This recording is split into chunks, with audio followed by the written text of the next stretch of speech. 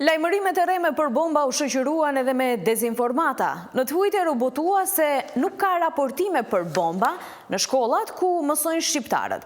Më 15 dhjetor 2022, një profil anonim në Twitter botoi: "A i keni vënë re se në lajmërimet për vendosje të bombave nuk ka asnjë shkollë ku mësojnë shqiptarët?" Ky postim u bë shumë shpejt viral me 40 retweete dhe mbi 200 pëlqime.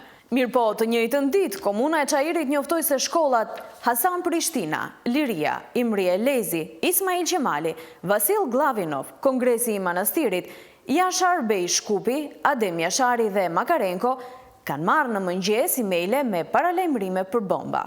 Edhe kryetari i Komunës së Kumanovës më 15 dhjetor 2022 njoftoi se ka pasur paralajmërime për bomba në disa shkolla fillore, përfshirë edhe shkollat me mësim në gjuhën shqipe.